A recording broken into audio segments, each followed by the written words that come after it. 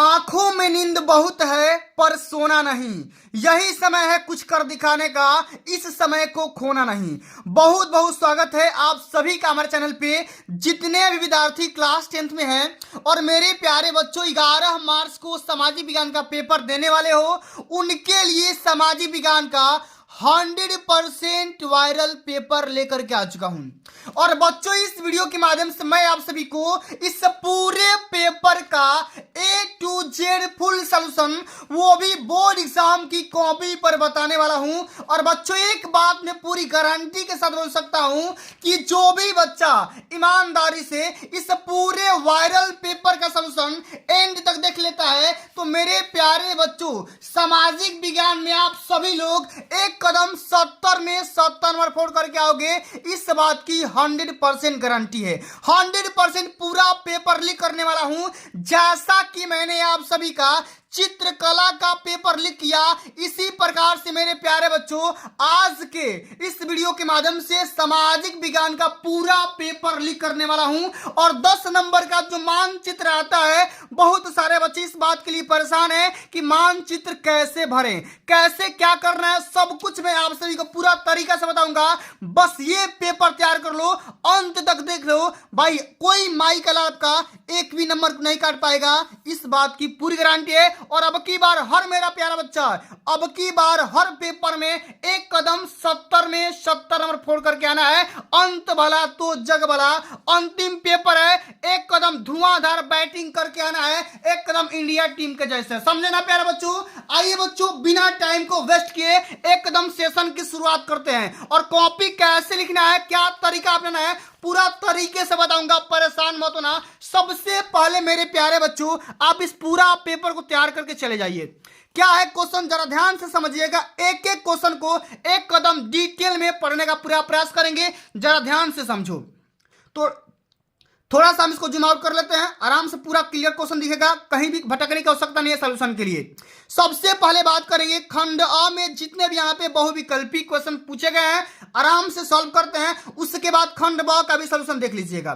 बोल रहा है कि फ्रांस की क्रांति कब प्रारंभ हुई थी? 1779 में, 1789 में, 1780 में या 1799 में? तो मेरे प्यारे बच्चों जो फ्रांस की क्रांति हुई थी ना, वो हुई थी 1789 ईस्वी में। सेकेंड ऑप्शन बिल्कुल यहाँ पे करेक्ट आंसर हो जाएगा। जितना क्वेश्चन बता रहा हूं सारे क्वेश्चन को तैयार करके चले जाना है। क्या है क्वेश्चन अगला कि नेपोलियन का संबंध किससे था? फ्रांस से, जर्मनी से, इटली से या उपयुक्त में से कोई नहीं। तो मेरे प्यारे बच्चों नेपोलियन कहाँ का निवासी था? वो था फ्रांस का। पहला जो ऑप्शन होगा ना बिल्कुल यहाँ पे करेक्ट आंसर हो जाएगा। अगला क्वेश्चन क्या बोला गया है कि जालियांवाला बाग हत्याकांड कब हुआ था? अब इस क्वेश्चन पे भैया आप स्टार लगा लो एकदम। कौन सा स्टार? ट्रिपल स्टार, दरोगा जी वाला एकदम। ये क्वेश्चन टपकने वाला है। जालियांवाला बाग हत्याकांड कब हुआ था? ऑप्शन दिया है 8 अप्रैल 1919, 10 अप्रैल 1919, 13 अप्रैल 1919 या 25 अप्रैल 1919। तो मेरे प्यारे बच्चों इस डेट को हमेशा याद रखना कि 13 अप्रैल 1919 को जालियांवाला बाग हत्याकांड हुआ था। ठीक है ना। अगला क्वेश्चन इंपॉर्टेंट है कि वंदे मातरम गीत के लेखक कौन है? बंकिम चंद्र चटर्जी, रविंद्रनाथ टैगोर, शरद चंद्र चटर्जी या अवनी क्या लिखा भाई? अवनींद्रनाथ टैगोर, मतलब ये इसी को लिखा गया रविंद्रनाथ टैगोर। ठीक ना। तो मेरे प्यारे बच्चों बंकिम चंद्र चटर्जी के लेखक कौन हो जाएंगे? सॉरी यहाँ पे वंदे मातरम के जो राइटर है क्या हो जाएंगे? बंकिम चंद्र चटर्जी हो जाएगा। पहला जो ऑप्शन होगा ना बिल्कुल यहाँ पे करेक्ट आंसर होगा। आगे देखते हैं अंतरराष्ट्रीय मुद्रा कोष IMF की स्थापना कब की गई थी? 1940 में, 1942 में, 1945 में या 1944 में? तो अंतरराष्ट्रीय मुद्रा कोष की स्थापना कब की गई थी मेरे प्यारे बच्चों? इस क्वेश्चन का राइट आंसर ऑप्शन नंबर यहां पर हो जाएगा 1944 में अंतरराष्ट्रीय मुद्रा कोष की स्थापना किया गया था। अगला क्वेश्चन क्या बोल रहा है, जरा ध्यान से समझिएगा, एक एक क्वेश्चन को आराम से समझते हैं। बोल रहा है कि भारत में कितने संघ राज्य क्षेत्र है, मतलब कि जिसको केंद्र शासित प्रदेश कहते हैं? 6, 7, 8 या 9? तो मेरे प्यारे बच्चों कुल मिलाकर कभी वर्तमान में 8 केंद्र शासित प्रदेश हैं। इस क्वेश्चन को पूरा बढ़िया से रट करके चले जाना है। अगला क्वेश्चन कि संघीय शासन प्रणाली में शक्तियों का विभाजन होता है। केंद्र एवं राज्यों के मध्य, एक राज्य एवं अन्य राज्यों के मध्य, विधायिका एवं कार्यपालिका के मध्य, विधायिका एवं कार्यपालिका के मध्य, ठीक ना, न्यायपालिका के मध्य। तो प्यारे बच्चों 7वां नंबर क्वेश्चन का राइट आंसर हो जाएगा केंद्र और राज्यों के मध्य हो जाएगा संघीय शासन व्यवस्था चलती है, ठीक ना। अगला क्वेश्चन इंपोर्टेंट लगा लो कि वियना की संधि कब हुई थी। ऑप्शन है 1814 में, 1815, 1816, 1817। अब यहाँ पे 8वां क्वेश्चन का राइट आंसर क्या हो जाएगा, यहाँ पे 1815, जो कि सेकंड ऑप्शन राइट आंसर होगा। अगला क्वेश्चन कि भारत में पंचायती राज की स्थापना कब की गई थी, बताओ। 1980 में, 1990 में, 1992 में या 2004 में। तो मेरे प्यारे बच्चों पंचायती राज का गठन कब किया गया था, सन 1992 ईस्वी में। तीसरा जो ऑप्शन होगा ना बिल्कुल यहाँ पे करेक्ट आंसर हो जाएगा। आराम आराम से समझते हैं, पूरा पेपर लिख करने वाला हूं, परेशान मत होना। अगला क्वेश्चन कि निम्नलिखित में से क्या भारतीय लोकतंत्र के सम्मुख चुनौती है। क्षेत्रीय असंतुलन, सामाजिक तनाव व हिंसा, दल बदल या उपयुक्त में से सभी। तो क्या हो जाएगा, उपयुक्त सभी हो जाएगा। इस वजह से भारतीय लोकतंत्र का सामना करना पड़ रहा है चुनौतियों का। अगला हमारा क्वेश्चन क्या है कि लौह अयस्क किस प्रकार का संसाधन है, नवीकरणीय संसाधन, प्रवाह, जैव या अनवीकरणीय संसाधन। अब इस क्वेश्चन का राइट आंसर क्या हो जाएगा, तो मेरे प्यारे बच्चे हो जाएगा अनवीकरणीय योग्य हो जाएगा। डी जो ऑप्शन होगा ना बिल्कुल यहाँ पे करेक्ट आंसर हो जाएगा, ठीक है ना। इसी प्रकार से अगला क्वेश्चन देखते हैं, आराम से समझते हैं, ठीक ना। क्या है क्वेश्चन, जरा ध्यान से समझो। क्वेश्चन बोल रहा है कि निम्नलिखित में से किस राज्य में मृदा, ठीक ना, मृदा मुख्य रूप में पाई जाती है। माने किस राज्य में जो मिट्टी होती है सबसे ज्यादा मुख्य रूप में पाई जाती है, जम्मू कश्मीर, राजस्थान, महाराष्ट्र या झारखंड। तो 12 का क्या हो जाएगा, महाराष्ट्र हो जाएगा, जो कि काली मृदा पाई जाती है। अच्छा अगला हमारा क्वेश्चन क्या है, जरा ध्यान से समझो। निम्नलिखित में से कौन सी एक फलीदार फसल है, बताओ। दालें, मोटी अनाज, ज्वार या चावल। तो 13 का क्या हो जाएगा भैया, दालें हो जाएगा। अगला क्वेश्चन कि मोनाजाइट रेत में निम्नलिखित में से कौन सा खनिज पाया जाता है, खनिज तेल, यूरेनियम, थोरियम या कोयला। तो क्या हो जाएगा 14 का, यहाँ पे सी हो जाएगा, थोरियम पाया जाता है। सी जो ऑप्शन है ना मेरे प्यारे बच्चों बिल्कुल यहाँ पे करेक्ट आंसर हो जाएगा। पूरा क्वेश्चन पेपर आप लोग को तैयार करके जाना है, एक कदम रट करके जाना है, ठीक ना। अगला क्वेश्चन बोल रहा है कि निम्नलिखित में से कौन सा शब्द 2 या अधिक देशों के व्यापार को दर्शाता है, आंतरिक व्यापार, बाहरी व्यापार, अंतरराष्ट्रीय व्यापार या स्थानीय व्यापार। तो 15 का क्या हो जाएगा मेरे प्यारे बच्चों, ये हो जाएगा आंतरिक व्यापार हो जाएगा, इंटरनेशनल बिजनेस हो जाएगा। सी ऑप्शन यहाँ पे करेक्ट आंसर होगा। अगला क्वेश्चन क्या बोला गया है कि सामान्यतः किसी देश का विकास किस आधार पर निर्धारित किया जा सकता है, प्रति व्यक्ति आय, औसत साक्षरता दर, लोगों की स्वास्थ्य स्थिति या उपरोक्त में से सभी। तो 16 का क्या हो जाएगा मेरे प्यारे बच्चों, 16 का हो जाएगा डी, क्या हो जाएगा, उपयुक्त में सभी हो जाएगा। इसी वजह से हम क्या करते हैं, विकास का हम यहाँ पे मापन कर सकते हैं या निर्धारण कर सकते हैं। अगला क्वेश्चन क्या बोला गया है, जरा ध्यान से समझो। निम्नलिखित पड़ोसी देशों में से मानव विकास के लिहाज से किस देश की स्थिति भारत से बेहतर है। अब ये क्वेश्चन कई बार रिपीट कर रहा है हर पेपर में, ठीक ना। बांग्लादेश, श्रीलंका, नेपाल या पाकिस्तान। तो 17 का क्या हो जाएगा, ऑप्शन नंबर यहाँ पे सेकंड हो जाएगा, श्रीलंका हो जाएगा, ठीक है ना। एक कदम आराम आराम से समझते हैं पूरा पेपर को, ठीक है। अगला क्वेश्चन क्या बोल रहा है कि सार्वजनिक एवं निजी क्षेत्र के विभाजन का आधार है रोजगार की शर्तें, आर्थिक गतिविधि की प्रकृति, उद्यमों के स्वामित्व या उद्यमों में नियोजित श्रमिकों की संख्या। तो क्या हो जाएगा इसका राइट आंसर प्यारे बच्चों 18 का हो जाएगा, ऑप्शन नंबर यहाँ पे क्या हो जाएगा, स हो जाएगा, जो कि यहाँ पे सी, उद्यमों के स्वामित्व हो जाएगा।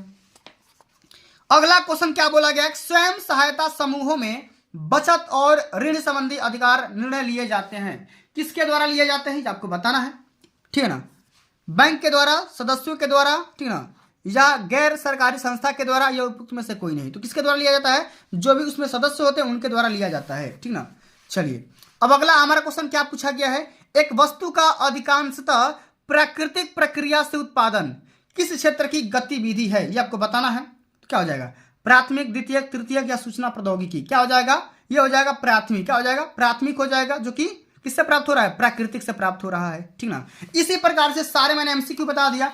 अब मेरे प्यारे बच्चों बात आता है कि कॉपी कैसे लिखोगे। एकदम देखो सबसे पहले इसको जूम आउट थोड़ा कर लेते हैं, ठीक है, इतना चीज आराम से समझिएगा। कॉपी लिखने का तरीका देखो, तैयारी कितना भी किए हो, लेकिन अगर आपको कॉपी लिखने का तरीका नहीं पता है, ठीक है ना, एग्जाम में कॉपी कैसे लिखोगे ये तरीका पता नहीं है, तो कहीं ना कहीं भाई आपका नंबर कम आ सकता है, ठीक ना। तो आज के इसी वीडियो को अंतर्गत समझेंगे कि कॉपी कैसे सॉल्व करना है, क्या तरीका अपनाना है, आराम से समझ लो। यहाँ पे एकदम पूरा तरीके से बताऊंगा, समझिएगा। सबसे पहले मेरे प्यारे बच्चों यहां पर बात करेंगे, ठीक ना, एकदम आराम से समझते हैं, ठीक है। क्या है क्वेश्चन बोल रहा है, आराम से पहला क्वेश्चन यहाँ पे खंड ब वर्णनात्मक प्रश्न, ठीक ना, और इसी प्रकार से सारे क्वेश्चन को एकदम बेहतर से बेहतर की तलाश में आप सभी को करना है, ठीक है, समझिएगा।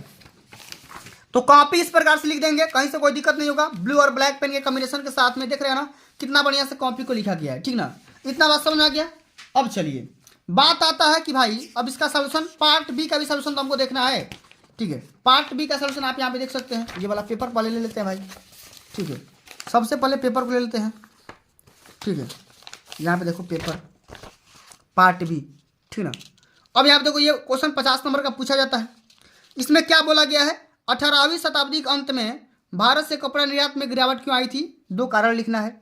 इस क्वेश्चन को बढ़िया से तैयार करके चले जाना है, क्योंकि भाई ये क्वेश्चन बार बार रिपीट करेगा, ठीक ना।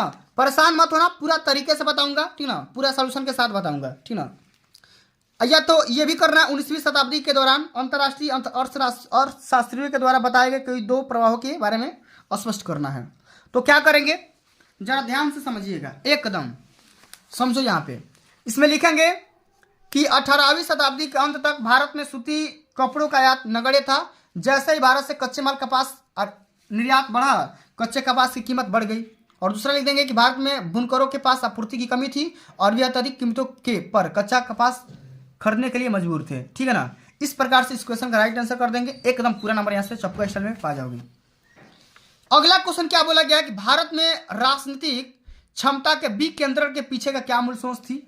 नहीं तो ये बताओ कि भारत में केंद्र और केंद्रों के बीच, राज्यों के बीच की सत्ता के बंटवारे की 2 विशेषता के बारे में लिखना है। तो कोई यहाँ पे आराम से इसको करना है, कोई दो अब देखो दोनों क्वेश्चन में किसी एक क्वेश्चन को सॉल्व करना है। सबसे ऊपर वाला करेंगे विकेंद्रीकरण वाला, लिखेंगे भारत में राजनीति शक्ति के विकेंद्रीकरण के पीछे का मूल सोच या विचार था केंद्र सरकार से निचले स्तर की स्थानीय सरकारों जैसे राज्यों, जिलों और गांवों में शक्ति और निर्णय लेने का अधिकार को विपरीत करना है। और इसी अवधारणा को क्या बोलते हैं, विकेंद्रीकरण के नाम से जाना जाता था, ठीक है ना। एक कदम आराम से इसी प्रकार से कॉपी लिख करके चले आना है, ठीक है। अगला क्वेश्चन क्या है कि संसाधन, एक संसाधन के रूप में मिट्टी के महत्व को उल्लेख करना है और भारत में पाई जाने वाली कोई 2 प्रकार की मिट्टी के बारे में डिस्कस करना है। नहीं तो ये बताओ कि अब्रक की उपयोगिता क्या होती है। भारत में किन्हीं दो उत्पादक राज्यों के नाम भी बताइए जो कि अब्रक डेवलप कर रहे हैं।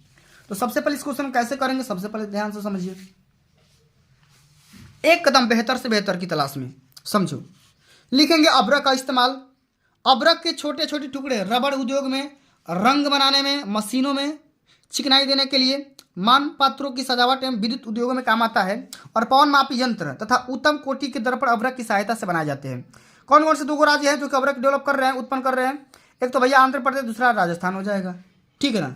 इसी प्रकार से पूरा बढ़िया से निपटा देंगे, ठीक है। चलो भाई अगला क्वेश्चन क्या बोला गया है कि राष्ट्रीय आय और प्रति व्यक्ति आय में क्या अंतर होता है। देश की स्थिति की तुलना करने के लिए किसी एक विधि के बारे में आपको बताना है।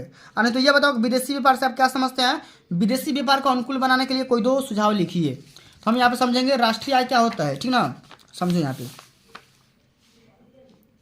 राष्ट्रीय आय और प्रति व्यक्ति आय क्या होता है। तो राष्ट्रीय आय किसी देश में वर्ष भर में उत्पादित सभी वस्तुओं तथा सेवाओं की वास्तविक राशियों का योग होता है, मैंने पूरा का योग कर दो। लेकिन प्रति व्यक्ति आय क्या होता है, तो कुल राष्ट्रीय आय में कुल जनसंख्या का भाग कर देंगे तो जो भी हमारा भागफल प्राप्त होगा उसी को क्या बोलेंगे, प्रति व्यक्ति आय बोलेंगे, ठीक है ना। जैसे मान लो किसी देश में 1 करोड़ आबादी है और 1 करोड़ लोग मिल करके, पूरे लोग मिल करके मान लो कि 5 करोड़ रुपया कमा रहे हैं, तो 5 करोड़ में 1 करोड़ से डिवाइड कर दो, हर इंसान माने 5-5 रुपया कमा रहा है, ठीक ना। चलो अगला क्वेश्चन कि राष्ट्रीय आय का संबंध एक देश के उत्पादन से होता है जबकि प्रति व्यक्ति आय का संबंध एक देश के औसत आय से होता है, ठीक ना। राष्ट्रीय आय एक देश की आर्थिक स्थिति का पता चलता है, लेकिन प्रति व्यक्ति आय में देश के लोगों को रहन सहन फैशन के बारे में पता चलता है। राष्ट्रीय आय मानव विकास सूचकांक का मापक नहीं होता है जबकि मापक होता है और देश की स्थिति की तुलना करने के लिए राष्ट्रीय आय को सबसे ज्यादा उचित विधि माना जाता है। ठीक है ना, आराम से इसको लिख दोगे, पूरा नंबर यहाँ से पा जाओगे। अब देखो अगला क्वेश्चन, अब अगला क्वेश्चन क्या बोला गया है, यहां पर ध्यान दीजिएगा, आराम से समझो, ठीक है ना। अगला क्वेश्चन क्या बोला गया है, ये वाला 5वां नंबर क्वेश्चन। चलो भाई 5वां नंबर क्वेश्चन को देख लेते हैं।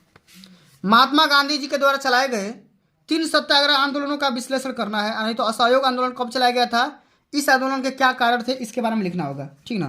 तो कोई भी क्वेश्चन कर लेते हैं, ठीक ना, कोई भी 3 सत्याग्रह यहाँ पे बोला गया था, हम इसको कर लेते हैं।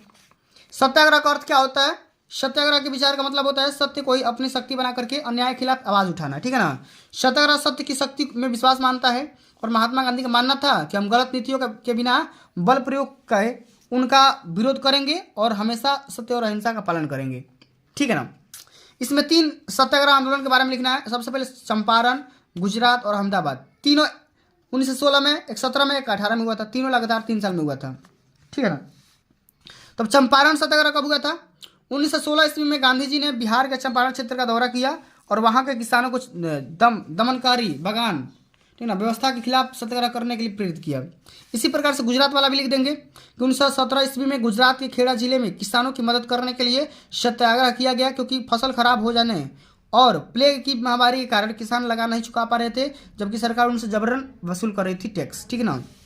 चलिए अहमदाबाद सत्याग्रह क्या होता था, इसमें क्या है, 1918 में अहमदाबाद में सूती मिल श्रमिकों ने कपड़ा कारखानों में कार्य करने वाले मजदूरों के हितों की रक्षा करने के लिए उन्हें सत्याग्रह का पालन किया या आंदोलन किया, ठीक है ना। आराम से भाई पूरा बढ़िया से पेपर तैयार करके चले जाना है। अगला क्वेश्चन क्या है, आराम से समझो कि भारतीय समाज में जाति प्रथा अभी भी प्रचलित है, इसके कारण क्या है, ऐसे इसको कैसे समाप्त कर सकते हैं, इसके बारे में लिखना है। नहीं तो भारत में महिलाओं के प्रति भेदभाव के तरीके के बारे में आपको वर्णन करना है, ठीक ना। तो हम जाति प्रथा वाला लिखेंगे, क्या लिखेंगे जरा ध्यान से समझो, एकदम बढ़िया समझो कि भारत में जाति प्रथा का सबसे मुख्य कारण यहाँ की सामाजिक वर्ण व्यवस्था है, जो किसी अच्छे उद्देश्य के लिए स्थापित की गई है, लेकिन उसने विकृत रूप से धारण कर लिया है और भारत में जाति प्रथा प्रचलित हो गई। देख रहे हो ना कितना बढ़िया से लिखा गया है। जाति आधारित रोजगार के कारण रुचि रहने पर भी लोग दूसरे तीसरे के धंधे को अपना नहीं पाते हैं, ठीक ना, फलतः बेरोजगारी के शिकार भी हो जाते हैं, और इस प्रकार जाति प्रथा भारत में प्रचलित है। अब इसका रीजन क्या है, उपाय कैसे करेंगे, सबसे पहले समझो। सबसे पहला है कि स्कूल, कॉलेज, धर्मशाला, छात्रावास जो भी यहाँ पे है, नामकरण में जाति चीज का सूचक हटा देना चाहिए, ठीक ना।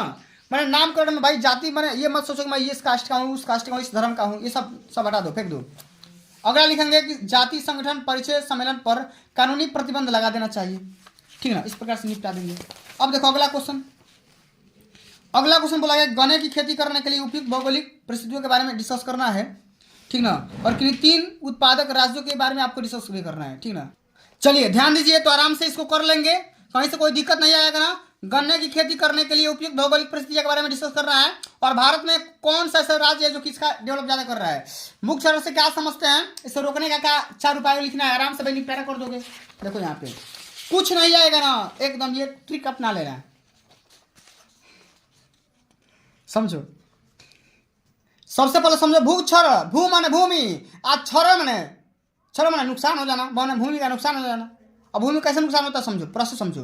भूमि के कणों का अपने मूल स्थान से हटने व दूर स्थान पर एकत्र होने की क्रिया को क्या कहते हैं, भूक्षरण या मृदा अपरदन कहते हैं। अब इसका रीजन क्या होता है, जनसंख्या विस्फोट, औद्योगिकरण, शहरीकरण, वन विनाश, अत्यधिक चराई, झूम खेती, खनन खेती, तमाम प्रकार के रीजन हो सकते हैं। अब इसको कैसे रोकेंगे, समुचित जुताई करेंगे, पट्टीदार खेती करेंगे, ठीक ना, और यहाँ पे भू परिष्करण प्रक्रिया अपना लेंगे, और वायु अवरोधक या आश्रय आवरण यहाँ पे अपना लेंगे, पूरे यहाँ पे चप्पू स्टाइल में। चलो अगला क्वेश्चन क्या है, जरा ध्यान से समझो कि प्राथमिक एवं द्वितीयक क्षेत्र क्या होता है, ठीक ना, या असंगठित क्षेत्र के श्रमिकों की समस्या विवेचना कैसे कर सकते हैं, इसके बारे में आप सभी को लिखना है, ठीक ना।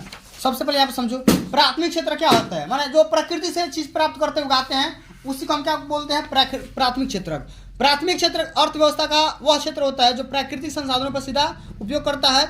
इसमें कृषि, मछली पकड़ना, खनन करना, भारत में लगभग 70% आबादी जो होती है ना, इसी पे डिपेंड होती है, ठीक ना। और द्वितीय क्षेत्र क्या होता है, जो कि पहला और तीसरा का बीच में कॉम्बिनेशन बना करके रखता है, ठीक ना। लिखा भी गया है कि द्वितीय क्षेत्र महत्वपूर्ण है क्योंकि यह प्राथमिक और तृतीय क्षेत्र के विकास का समर्थन करता है, और यह भारत के सकल घरेलू उत्पाद मतलब जीडीपी ठीक है ना।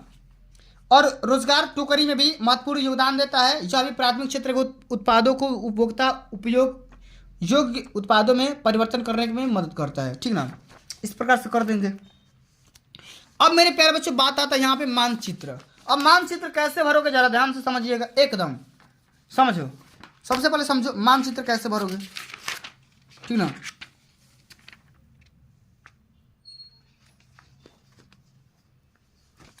मानचित्र, अब मानचित्र के लिए भाई दो दो क्वेश्चन पूछे जाते हैं 5-5 नंबर के, ठीक ना। आराम से समझो, ठीक ना। यहां देखो इस प्रकार का क्वेश्चन पूछा जाएगा, ये वाला देखो मानचित्र वाला 29 का क, फिर यहाँ पे ख पूछा जाएगा। क्वेश्चन बोला है कि वह स्थान जहां पूर्ण स्वराज की मांग की गई थी, ठीक ना, कहाँ पे किया गया था, तो लाहौर में किया गया था। आपको यहाँ पे लाहौर यहाँ पे लिख देना है, ठीक है। और लाहौर मैप में कहाँ पड़ता है भाई, लाहौर मैंने कहाँ पड़ता है, पाकिस्तान में पड़ता है। ये इंडिया का सटा हुआ इलाका ये वाला लाहौर होता है, आप सभी को पता होगा, ठीक है ना।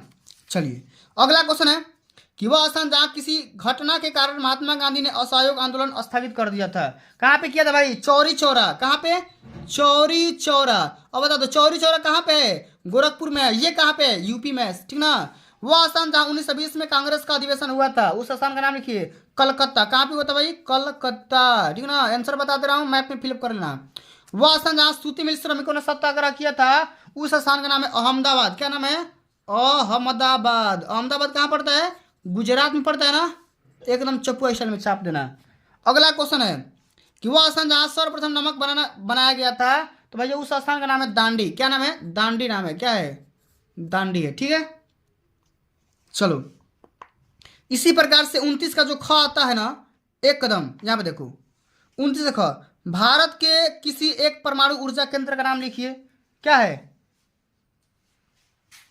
क्या है भाई, भारत के किसी एक ऊर्जा केंद्र का नाम लिखना है, तो कल पक्कम हो जाएगा। क्या हो जाएगा, कल पक्कम, कल पक्कम, इसको याद कर लो, पक्कम, ठीक ना। अगला क्वेश्चन है कि इस राज्य में किस राज्य के एक गन्ना उत्पादक, किसी एक राज्य के गन्ना उत्पादक राज्य का नाम लिखिए। तो क्या है, यूपी है भैया, उत्तर प्रदेश यहाँ पे लिख दो, ठीक ना। अगला क्वेश्चन, उस राज्य का नाम बताओ जहाँ सलाल बांध स्थित है। कहाँ पे है भाई, जम्मू कश्मीर में है। कहाँ पे है, जम्मू कश्मीर में है, ठीक है।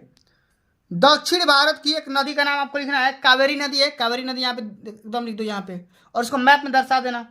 अगला क्वेश्चन जय, यहाँ पे देखो राजस्थान की राजधानी कहाँ पे है, तो जयपुर में है ना। कहाँ पे है, जयपुर में है। अब जितना मैंने यहाँ पे आंसर बताया है ना, एकदम आराम से जयपुर कहाँ है, राजस्थान में है, ठीक ना। आराम से इसको इस मैप में आपको डिनोट कर देना है, 10 नंबर यहाँ पे मिल जाएगा। मानचित्र के लिए मैंने एक अलग से वीडियो बना दिया है, उसका लिंक इसी वीडियो के डिस्क्रिप्शन बॉक्स में दे दूंगा, जाकर के देख लेना, पूरा चप्पू स्टाइल में छाप कर चले आना है, ठीक है। तो चलिए बच्चों आज के लिए बस इतना ही। अगर ये वीडियो आप सभी को अच्छी लगी होगी, हेल्पफुल लगी होगी, तो वीडियो को एक प्यारा सा लाइक पहुंचा देना, जितना हो सके शेयर कर देना। मिलते हैं अगली वीडियो में, तब तक के लिए जय हिंद, जय भारत, वंदे मातरम।